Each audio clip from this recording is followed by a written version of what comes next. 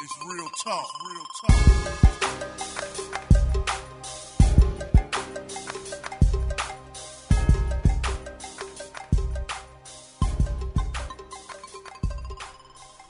Welcome to Real Talk. I'm Jason Whitlock of Foxsports.com, and you're listening to Real Talk on FoxSportsRadio.com. All right, last week I had John Horn, the former Mike Tyson manager, on Real Talk, and I promised you a part two. We were just getting into the discussion about Mike and his unique approach to management in terms of John Horn and Rory Holloway, and how they were the original Maverick Carter, who has been criticized and vilified for his management of LeBron James, and LeBron James has been criticized for choosing boys from the hood, his boys from the hood, to manage his career. Well, John Horn and Rory Holloway were the original guys to get beaten up for that. And so instead of going with a strict part two with John Horn, I've reached out to Rory Holloway, and we'll let him do part two. And then who the hell knows, if it's good enough, we may do a part three with both of them. But Rory, welcome to Real Talk. Thank you, Jason. How are you doing today? I'm doing very good. I'm glad that you could join us. I guess I've been getting emails and tweets from people that listened to last week's podcast, listened to my conversation with John Horn, and I guess their number one thought was, and still mine, it was hard for me to wrap my brain around, 20%? You and John Horn got 20% of Mike Tyson's money? Yeah, let me just say this, Jason, in regards to that. It's almost a double standard in the industry in terms of how people talk. First of all, 33%, 33 and a third is a standard in boxing. John and I could have easily got those kinds of percentage if we choose to. Mike wanted to give us those kind of percentage. We choose to take collectively 20%. But let me just go a little further. Has anybody ever questioned, just say, Shelley Finkel, Bill Catons, the Jim Jacobs, all of these managers about how much they get from their fighters? No one ever questioned it. I never heard one story nowhere of they questioning any, and all of them get 33 and a third percent. I never heard anyone question anybody else's ethics in terms of how they choose to negotiate with their fighter of what they get. John and I became the poster child for getting questioned on each and everything we ever done with Mike. Although there's no manager in the sport of boxing or agent in any sport that ever done more for their athlete than John and I done for ours. I guess, and you're opening my eyes, or you're giving me pause, and particularly mentioning the other managers and what they get. But I guess some people would say, if you all got 20%, what percent did Don King get? And so how much was really left for Mike? Well, let's just say this.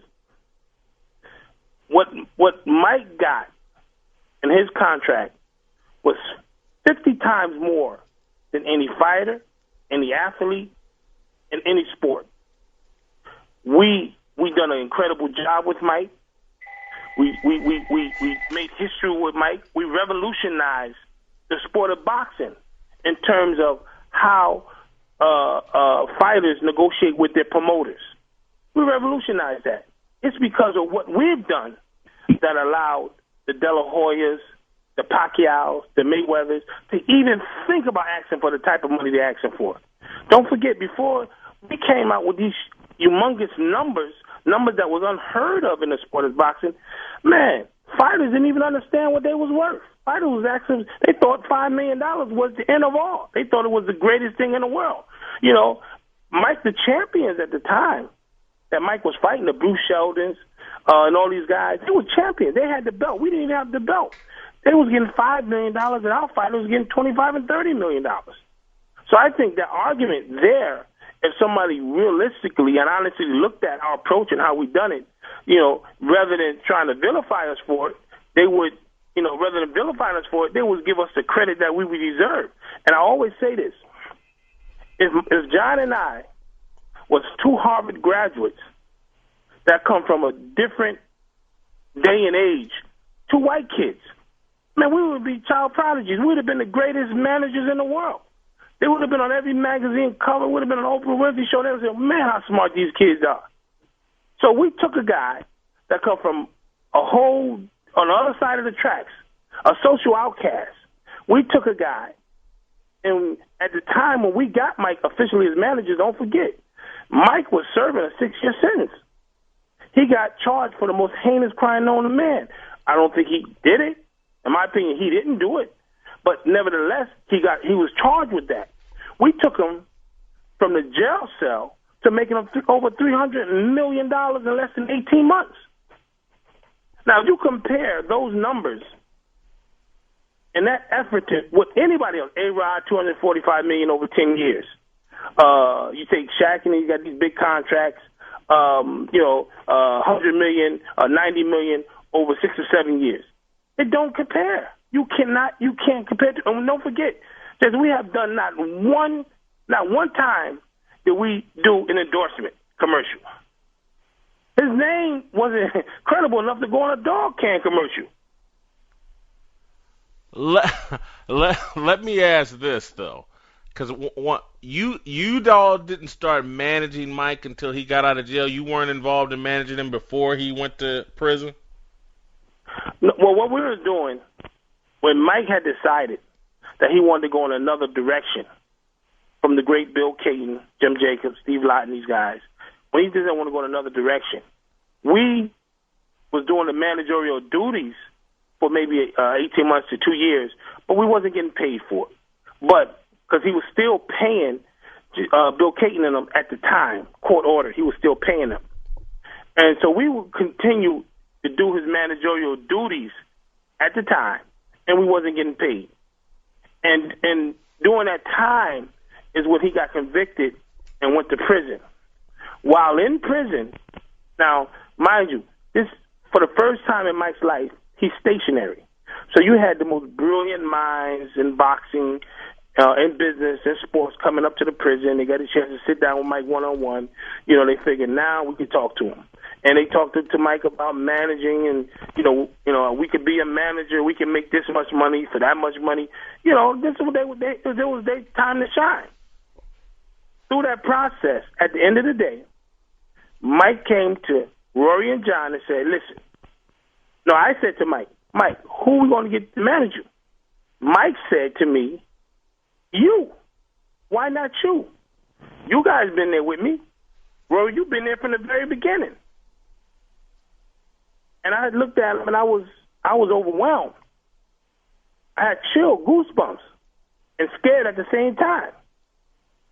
But just the fact that he had that kind of confidence in me and belief in me was overwhelming. And John and I, we proceeded to start the process, get the paperwork done, so we became his official manager. No one knew we was his manager. Not Don King. No one knew we was his manager. We had, from that point, started going out to find the best deal we could find for our friend and the fighter and our friend. Friend first, fighter second. Roy, let me ask you this. Where did the perception come from that Don King and John Horn and Rory Holloway stole most of Mike Tyson's money? Is Mike Tyson broke? Did he get ripped off? Well, I put it this way. I can't tell you what his financial situation is now, but I can tell you what it was when he left Rory Holloway and John Horn. Which was when? Mike was intact. He had all of his money. He made almost $300 million. Mike had all the goods, all the monies you could possibly want. One person could possibly want. He made it in a very short period of time. John Horn, emphatically, I could tell you, John Horn and Rory Holloway have never taken a dime from Mike. Let me go a little further. I've been with Mike since Mike was about 14 years old. Mike and I have the same way when he was 14 and we were young, we was driving around Albany in the Catskills when no one thought he was going to be champion and no one ever heard of Mike Tyson, and they would say his arms are too short, he's too short in stature, when he was sleeping on my family, my mother and my father's floor for days on end, and, you know, we didn't have a dime, and I was still out of my family grocery store throwing Mike the food, and we'd meet back up later on. Back them days when nobody knew Mike. The same way we used to share a quarter or $1 or 50 cents, the same way you did with your homeboys back in the days, it was no different when Mike became champion because we kept the same attitude. One of the greatest luxuries Mike had was having someone he can trust. That's the most greatest luxury LeBron got. It ain't just about what between the ears. How much more can LeBron make? It ain't hard for him to make the kind of money he's making. But the most pivotal thing in this whole thing, and the gratifying thing, and the most special thing LeBron can have, is someone in his corner that he can truly trust to have his back unconditionally.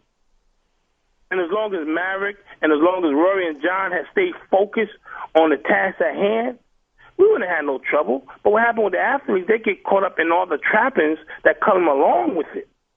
So the first who everybody blames, they never say the athlete is at fault. I never hear nobody say the athlete at fault. There's always, man, he got such and such around him. Man, he got this person around him. Man, he got that person around him.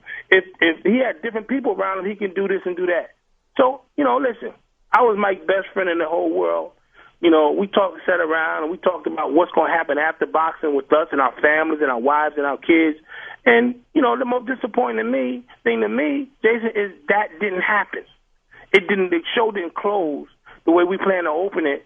And the day when we sat down back in, 1982, 83, sat down on the back porch of my family's house and talked about what we were going to do. It didn't happen. That's disappointing because, I feel though there's so many beautiful stories in the journey, in the magical journey with Mike Tyson, until even now, that can be shared and inspirational to so many young men. That's what's missing here. I want to go back. I want to go back to my original question, though. And when did you all quit managing Mike? What year?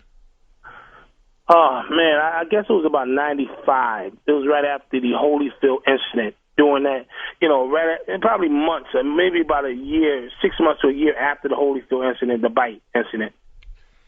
And at that time, you believe you all had created $200-300 million worth of wealth for Mike, and he had that. Absolutely, 100%. Okay, and so removing you and John from the equation, do you believe that without naming it, did people steal Mike's money? I mean, there's this perception that someone, Don King normally is who the media points to, took all of Mike's money. Did that happen? Well, I don't think Don King took all of Mike's money. I think there were some improprieties going on that John and I found out that Don King was doing, and we addressed it. And we addressed it immediately once we found out. And I think that's where, the misconception started way before that particular incident.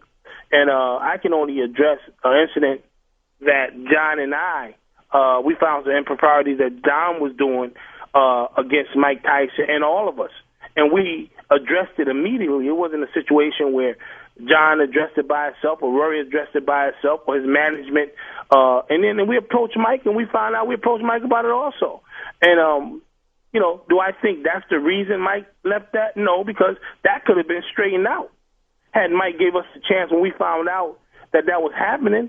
But, like anything else, Mike had so many negative Monday morning quarterbacks in his ear looking for the opportunity to be able to come and forge that wedge between Rory, Mike, and John and Don, that it lent itself to the perfect opportunity for them to do that. And it had some willing ears in Mike Tyson that went and did it, because you had other people saying, okay, yeah, Mike, you making $30 million a fight, but you know you should be making $70 million a fight. And I remember a story in particular, not to go off course with you, Jason. For example, one night I'm laying in bed with my wife, and Mike would often call me 25 times a day, Justice, hey, Ro, how you doing? How's everything? And, just like almost we be checking with each other, make sure we okay. And he called me about 3 in the morning, and I answered the phone. And when I answered the phone, it was some young lady that, I don't want to say her name, but she answered the phone, and she saying that she was going to be working with Mike, and she said, we're going to be working together. And I wiped my eyes and wake up and said, what can I do for you? So Mike introduced her, and she said, first thing she said, do you know Don is robbing y'all? I said, really? And I said, well, exactly what is Don doing? She said, do you know you should be making $72 million a fight? And I just hung up the phone. Because these are the type of things that they was filling Mike's head up with, which was incredibly ridiculous for me to even to engage in a conversation like that. Does the woman's name rhyme with Bobbin? No, okay. It wasn't Robin. It wasn't Robin. It was actually the people who taking Mike over after the so-called Team Tyson. Mike split with the Team Tyson. These are the same people who took Mike back to Showtime and got Mike a new contract, made Showtime void the old contract when Mike was guaranteed $25 to $30 million a fight, and had Mike the following fight after John Horn and Rory Holloway. The following fight, he started making $8 million. Now, mind you, if I had handed Mike $8 million back then, that probably would have been the real first fight Mike and I had, fist fight that we ever had. If I'd have told me he was making $8 million a fight. As soon as the media hear it, they say Mike must have came to his senses. Oh, he must be getting smart. He got rid of them guys. I guess the knock would be what they were selling was, hey, Don King's ripping Mike off, and if you had experienced managers, they would have recognized this earlier. Let me just say this to that. Let me just say, Don King is a very brilliant man, in good ways and bad. We are good at what we do.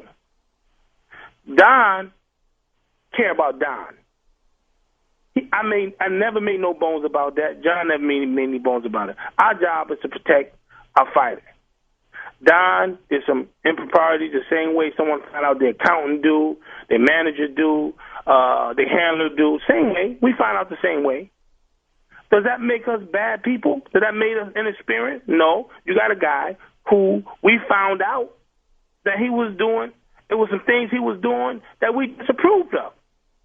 We should have had to have the option and opportunity to address that at that particular time. It doesn't mean that Mike had bad managers. Man, I think considering what we was given under the circumstances that we was under, don't forget, like I said, when we got Mike, when Jim Jacobs and Bill Caton, and God bless them because they were good to me, I'm one of the few people that was there when they started developing Mike Tyson. I was one of the ones that was there. So me getting into the business, as people don't know, me getting into the business was mainly and partly because I've learned from these guys, the Bill Caton, the Jim Jacobs, the Steve Lott, because I was able to be there as a young kid and to watch, and they nurtured me. I was able to be a sponge and just learn the business from the outside in, and then watch the whole process of what they were doing with Mike Tyson and developing Mike Tyson as a fighter. And it transcended to later on where I was able to usher Mike into his new era when John and I became his managers. So I've been there from the beginning. And I know for a fact these guys was touted as the most brilliant people, minds in boxing. They was wonderful people, and they were smart. But the facts are the facts. And you said something to John the other day, and I had to take notice. You said, what would you want your legacy to be?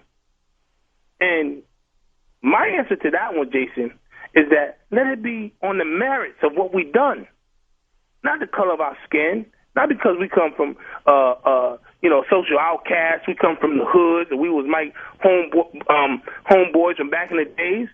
Let it be on the merits of what we've done. And what we've created is still stand the test of time. No one is filling more seats. No one is making the athlete more money. No one have done close to a contract that we've done with our fighter. We cared about Mike, and I still care about Mike. And I'm reminded of that every day when I wake up with my wife, who introduced me to 21 years ago. Are you and Mike, do you communicate at all now?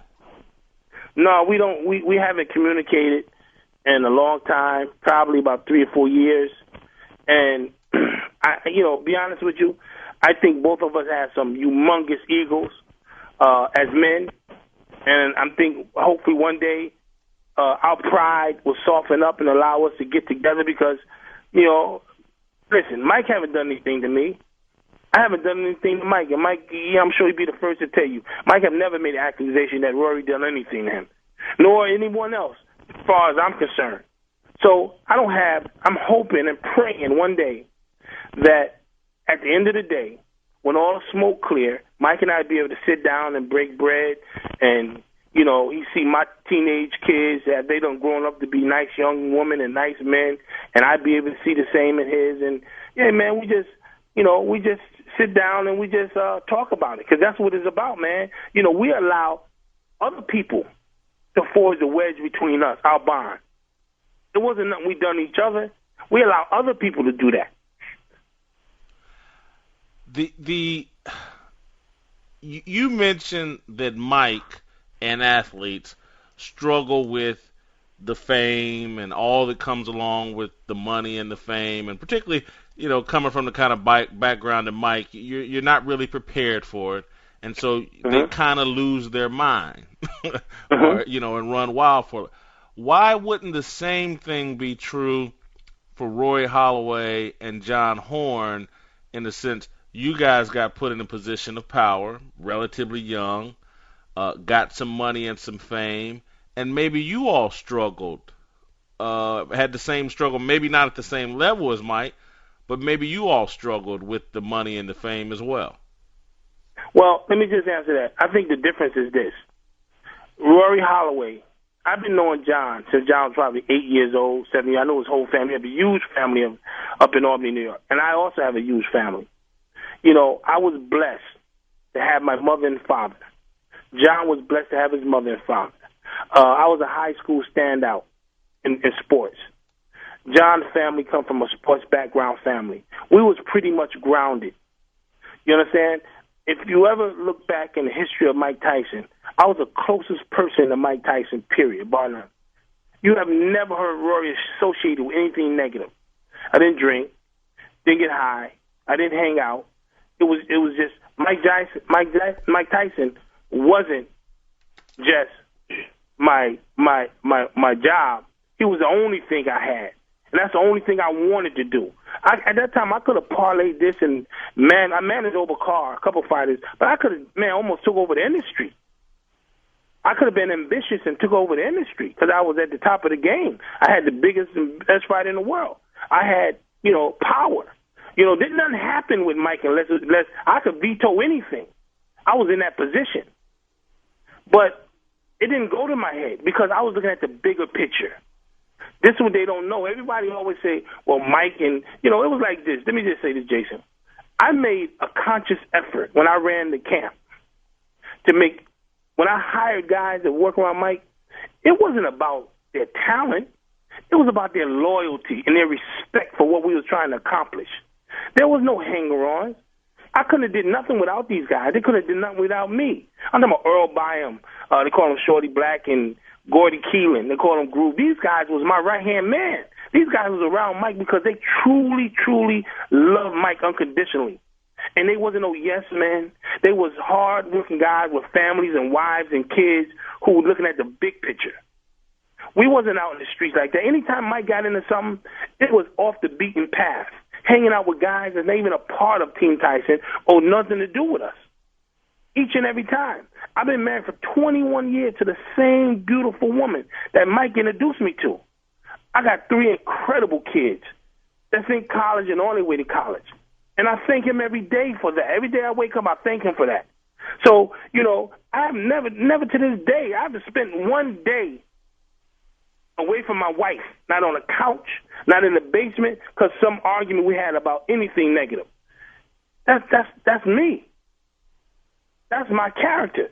And John, the same way. That's our character. So we didn't get caught up in that. We didn't get caught up in the trappings. We knew what the trapping was, and we understood it. Our job was to do the best we can to keep our fighter from those things. So, and if we serve that example, he should have been perfect. If he'd have used us as his example, he would have been in great shape. And I come from a similar background to what you described. My parents divorced, but both of them heavily involved in my life. And so I consider myself grounded. But I've had the struggles in terms of, hey, you get a little attention, you get a little money. Everybody struggles. I mean, it couldn't, unless I'm talking to Jesus Holloway. Well, let me just say this. It depends on the type of struggling you're talking about. Yeah, I struggle. All of a sudden, I'm making millions. I make wrong decisions in terms of how I should spend my money or, what I should have spent it on. Yeah, I have those kind of struggles, but never did I go out there and do something that's going to embarrass my family, that's going to embarrass my wife or my kids. Never did I ever do that. And I can say that, man, with a straight face. Now, that's what I'm saying, depends on what kind of struggles you're talking about. Yeah, I had some inter struggles, but nothing that ever interfered with Mike. Rory have never brought. I had all the things in the world to be able to go out and get the pretty women and this and that and bring it to Mike if I wanted to try to, coerce Mike to do anything. We'll never do that. Let me tell you something. If I go to a club, let me just say how deep it was. If I roll up in a club and I see Mike car outside, I keep going. If I'm in a club and see Mike come through the front door, I go out the back door. Why? Because I never wanted Mike to see me in that light. Because how can I tell him about not doing something and I'm doing the same thing? If Mike dating some girls and he want to introduce me to one of their friends, hey, man, I'm not interested. And I say to him, man, you know I'm married. Because I want to be an example. And I say this freely because he would tell you the same thing. That's how I roll. Now, that may be hard to believe even for you, but it's the truth. I guess I would just wonder about, I mean, there are people I used to go to a lot of Tyson fights in Vegas, and I still go to Vegas. And there are people that have the impression that, when Team Tyson showed up in Vegas, everybody was buying up everything on Tyson's dime. You couldn't keep them out of the stores. They were buying this, they were buying that. They just spent Mike's money freely. Well, like I said, that's just a huge, big misconception. It's the same way you take a Mayweather. He's known for going to clubs and spending freely. Does that mean the whole club is spending Mayweather money? No, Mayweather is spending his money. We had our own money. We did our own thing. We had huge promotions. With huge promotions comes the benefits of you having huge promotion. Man, let me tell you something. That's what I'm saying. It's so double standard. I took it personal. I took it very serious how I run my camps. I had gentlemen around Mike. I made sure these guys didn't wear sweatsuits and pants hanging down under their knees. When they walked down to the ring, they had $2,000 suits. They had their wedding rings on, and they had their hats on and their caps on. They looked good. Looked like professionals. But the media said, look at the gangsters. And then when the guys wearing the sweatsuits and stuff, they said, look at the thugs. How could we win? We fight an uphill battle no matter what. Well, I know y'all came suited and booted. Listen, it wasn't about trying to show off. I was just trying to portray something different than what they used to seeing. We was professionals, and it was mandatory. It wasn't something. It was mandatory. It was mandatory that we worked out every night. It was mandatory that we went and played ball in gym after hours while Mike was in bed. It was mandatory. Because that's the atmosphere that I had to cultivate around Mike. That's what I cultivated. But no one knows that. No one knows none of this. Only thing they know, they think, well, Rory and John Horn, and they took Mike money and took advantage of Mike. That's not the truth. Mike should have took advantage of us being the way we was. That's what Mike should have done, and I say that with the utmost respect. What have you been doing since the split from Mike Tyson? Well, I've been doing a lot of business ventures and, real estate, commodities trading, but mostly enjoying my family. My son just turned 20 years old yesterday. It's amazing. He's the same guy that Mike said in the ring. He was just born. Mike said, my godson, Michael Holloway, named after Mike. It was amazing. Mike ain't even never seen him, I don't believe. He's 6'3" now. I got a beautiful daughter, almost 6 foot. She just turned 17 2 weeks ago, and I have another son. He's in college. He's 23 years old, Rory Jr. So, that's what I've been doing. I've been enjoying every second I can with them because I still travel a lot and I still travel and do business a lot. And, I haven't gotten in boxing since I left Mike because, listen, man, the only thing I was in boxing was because of Mike. I love the sport, but I felt, though, man, I left something there. So I haven't really been back to the sport of boxing, and one day, hopefully, I will. But mainly, Jason, it's me taking care of my family, man, and it's the greatest job, any man could ever have. And I'm enjoying every bit of it. All right, take me all the way back to Buster Douglas and Mike Tyson. You guys were there. That was in Japan, right? Yeah, that was there. And listen. How did he lose that fight? I mean, this is how he lost the fight. We got blamed for that too.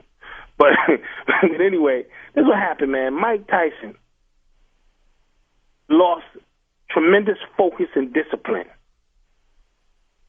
He looked past Buster Douglas. He just felt that, it was going to be just an easy me run. I don't even have to train. I'm going to go there for a couple of weeks before the fight, and I'm going to beat Buster Douglas. And I'm going to kick his butt like I did everybody else. And he thought Buster Douglas was going to comply with that. He was going to go in there and do what he's supposed to do, fall down. At the time, Buster Douglas was his father, and they was dear friends of Don King, and we could have brought anybody over to Japan to fight Mike. Buster Douglas was the one we picked. On the other hand, Buster Douglas was training probably not to win. He was probably training to survive. He was in the best shape of his whole life and caught somebody in the worst shape of his whole life. Mike didn't party in Japan. Mike did all his partying before he got to Japan. And it took John hell and high water to get Mike on that plane to even come over to Japan. So, and it was just a matter of Mike wasn't disciplined. He took this guy for granted. He took him lightly, and he got in the ring. He found out he was in there with somebody that was coming to take his head off. And we all know the rest. It humbled Mike. It humbled him. It sounds like managing Mike Tyson, and no disrespect to Mike, and Mike would probably agree, listening to how he talks now and how self-aware he seems to be. It seemed like managing Mike was a series of putting out fires. Y'all might as well have been called firemen more than managers. Listen, there's no question.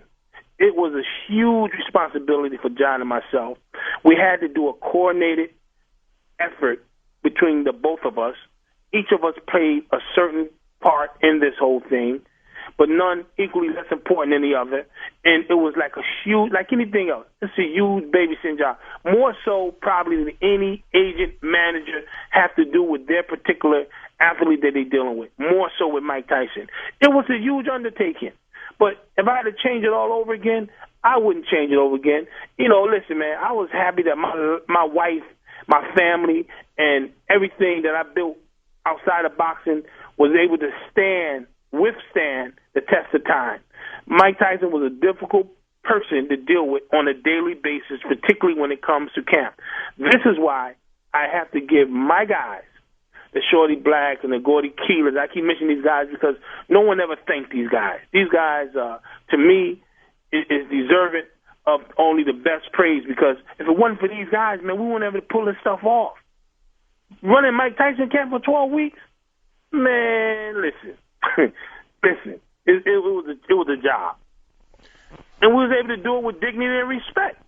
One of the things that I think that people miss the boat, I wrote about this years ago, was that, and no disrespect to Bill Caton and Jimmy Jacobs, it's probably easier to manage Mike on the way up than once he's made it to the top of the mountain and has all the money and the fame. I'm glad you addressed that, Jason. Let me just say, I'm glad you addressed that. You know, when Mike was, and like I said, I was blessed to be on both sides. So I see the way they operated. And no disrespect to these guys because I think they was great people. I learned from them. I love them. Good family people. Understand something. These guys had Mike, and they had Mike sort of I would call on a tight string. He was a young kid coming up trying to feel his way, and they controlled everything. They had to sign his checks. Mike couldn't sign his checks. Mike couldn't even go take no money out of the bank. He had absolutely no freedom whatsoever. He had to ask them. One time we went into a store. We were about to go to California. Mike and I. He went to the bank. We was over in Gucci. He was buying stuff in Gucci. He didn't have the money to pay for it, so he ran across the street to go to the bank. And he go to the bank to try to take out about $7,000 or $10,000. The manager come back and say, I'm sorry, you can't, we can't release no money to you. Mike said, you know who I am? And they say, yes. But you're not on this account. No, you're on account, but you're not a signature on the account. So he's standing there looking befuddled. He's confused. He's trying to figure out. He's looking at me, and I'm looking at him. He can't take his own money out of his account. So he had to go to Bill Caton.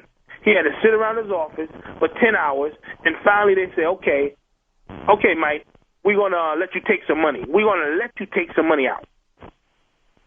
That's what Mike, that's the kind of scrutiny and stuff he was under when he was with them. When he came with us, we made a conscious effort. What we done to try to deter him from spending money and doing is say, listen, we're not going to let you ignore what you're spending. We're not going to let you ignore that, just spend and not know what you're spending, or pay somebody and not know what you're paying. So we make sure. We put something in place where we make sure every check that went out, whether it was to the guy who cutting the grass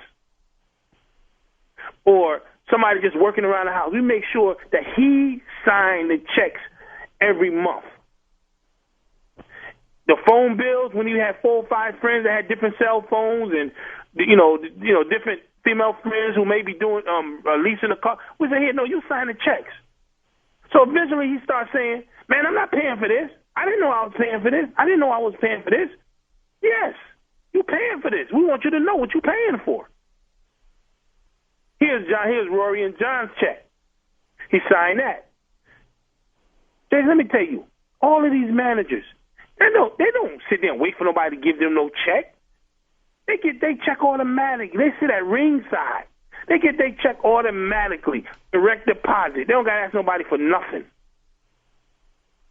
Mike Tyson had to sign John and Rory. If he didn't want to sign John and Rory check, John and Rory would be here and work for nothing. And that's just the way it was.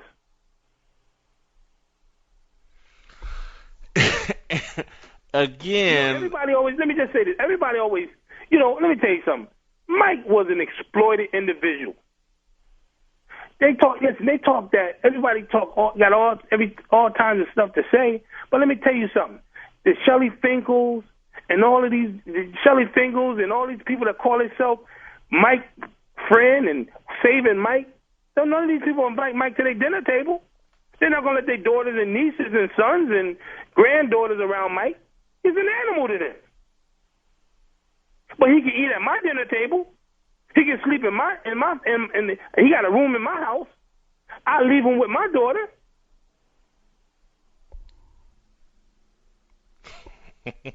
So when we're talking about these guys hiring people that they can trust, those are people you can trust. The people who have love, when they look across the table, love you like you love them. Those are people that you can trust. Not somebody just want my money, but I'm not good enough to be around them.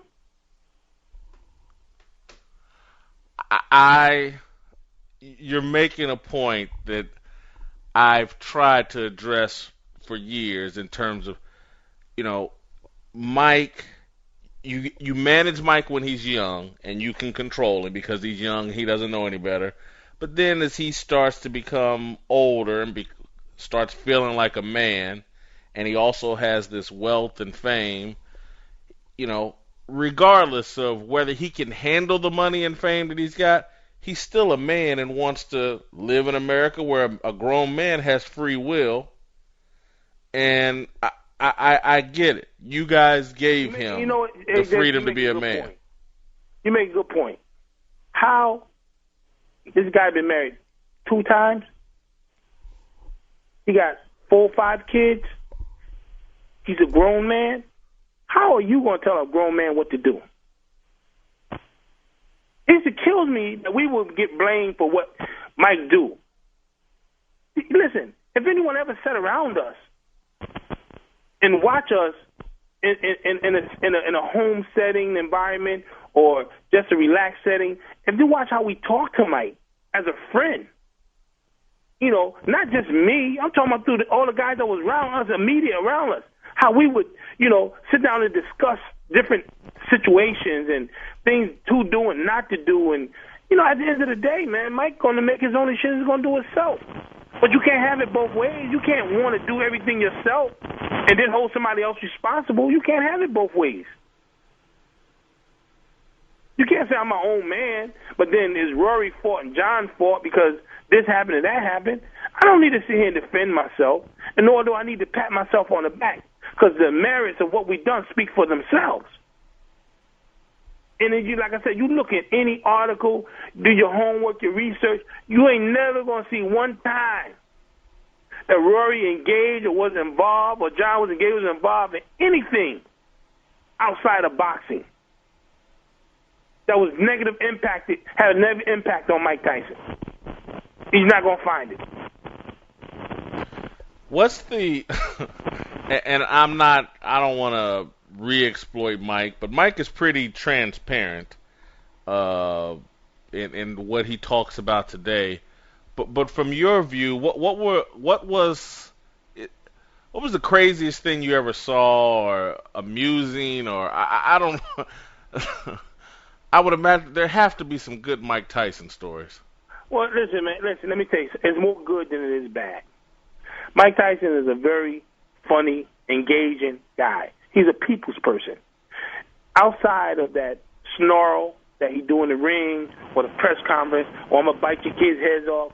Listen, man, he's one of the most funniest guys and one of the most, you know, you would love to be around him. You would love to hang around him. He is a funny individual. And he's an intelligent guy. You know, I'm not here to sit here to make this no Mike Tyson day, but I'm going to tell you, people, he is sorely misunderstood. He is a good guy. I think the media, some of his boxing antics, I think together it spiraled out of control. People started, you know, he probably had to defend himself everywhere he go for what somebody say, you know, or what he didn't say. Whatever come out of his mouth, he had to defend it. But Mike Tyson that I know, and again, I was back there in the days, man, when we didn't have nothing. When we was riding around with a car, in a car, and I'm looking at the ground. I'm looking at the highway from the passenger seat, and snow was coming up to there, and we freezing. And we driving, and I said to Mike said, man, don't worry, brother. One day we're gonna be having Rolls Royces. And I said, man, you better hurry up, because right now we messed up. You know, them was humbling times, man. Mike Tyson's a funny guy. He ain't hard to like. He ain't hard to befriend. He's a good guy. And people always come to me and they say, well, then why Mike leave you? Listen, man, I just say simply, that's my man, period. And I'm going to say that to the day I die. Yeah, and I ain't making the millions no more. And, you know, my reign of with Mike was cut short than I would have liked. I could sit around and have animosity and not like Mike. But listen, man, you wouldn't be talking to me right now hadn't it been for Mike. So I love that brother, man, unconditionally till the day he died. He may be a little bit confused, but I sure not. Other than people being in his ear, Why do you think the relationship fell apart? Well, again, it's just basically when everything happened, Mike and I have never talked from that point. Him and I had never sat down.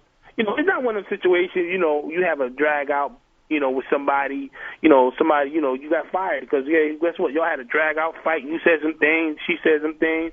It was like one of them unspoken things that, man, we're going to hook up later on. And later on just kept going and going and going.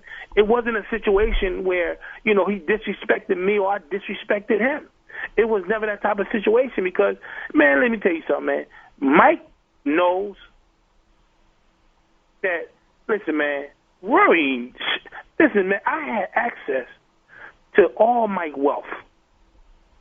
If I wanted to, I could have just left with it. We had such a tight bond. Let me say this, Jason. I could have said to Mike, walked up to Mike, and said, hey, man, I need $5 million. Mike would have said, call the accountant. I'll tell you when to go pick it up. That was it. He wouldn't have said why, when you're going to give it back. None of that.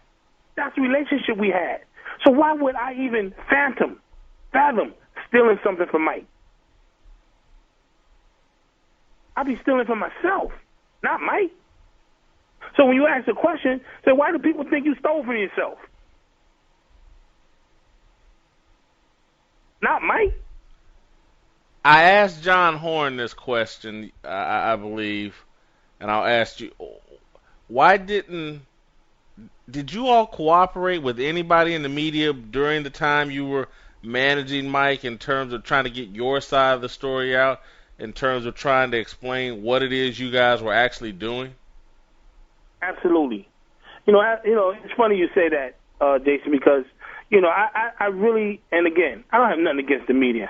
Media made Mike what he is or what he's not. I just don't think the media was interested in hearing the truth. I don't think they was interested in hearing my side or John's side or putting a positive side or a positive spin. I don't think that was their interest. No one ever, every time I hear something in the media, and it has to be the most difficult thing in the world for me, because I'm always hearing the media saying, we heard from reliable sources. Well, guess what? The sources that they heard this from, none of them was under none of my contracts. The only sources you should be talking to is the ones that signed on the dotted line with Mike and all his boxing contracts. Those seem like the most likely of sources if you want to get to the sources. I mean, they picked some guy, random guy that was, that Mike found and started hanging with from over here, over there. I mean, no credible sources. The credible sources is John Horn, Rory Holloway, and Don King, or Earl Byam or Gordon Keelan. These are the credible sources. Nobody come to us and ask us nothing about this. They asked the people who was responsible and who had took Mike over, the Monday morning quarterback. Those are the people who they asked. What are they going to say about us? Something good?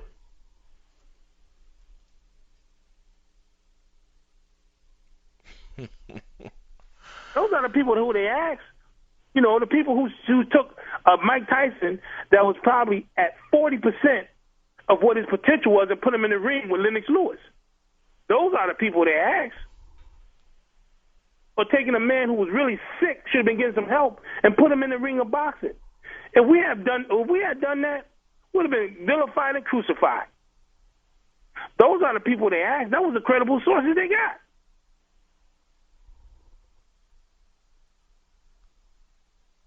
Rory, I appreciate the time. I appreciate the conversation. I hope that you've already addressed this, but I'm going to ask again because I asked John Horn, and I'll ask you to maybe provide a little bit more detail. You've already said you don't believe that Mike raped Desiree Washington. Why do you believe he didn't do that? Because the Mike Tyson that I know is not capable of doing something like that. He is not capable. Yeah, he was a womanizer. He loved women. He had a lot of girlfriends. He's not capable of violating a woman like that. And let me just say this, and this should answer it all.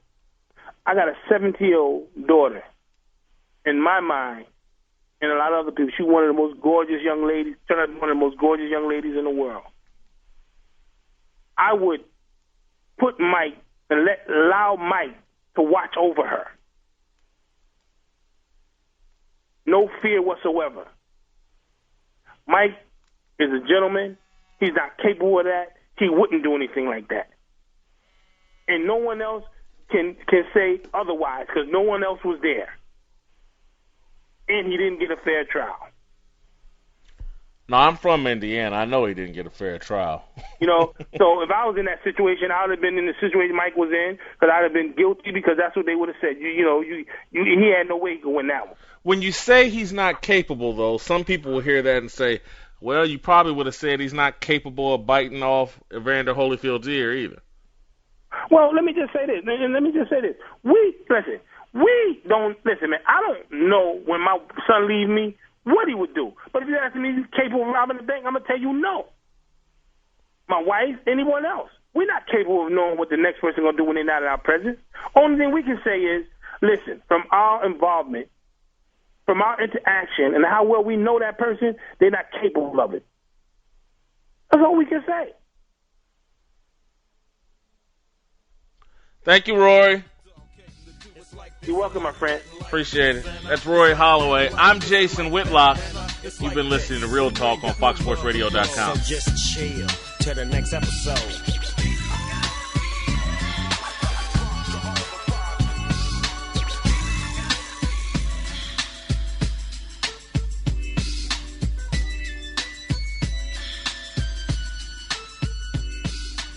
One, two, three into the phone.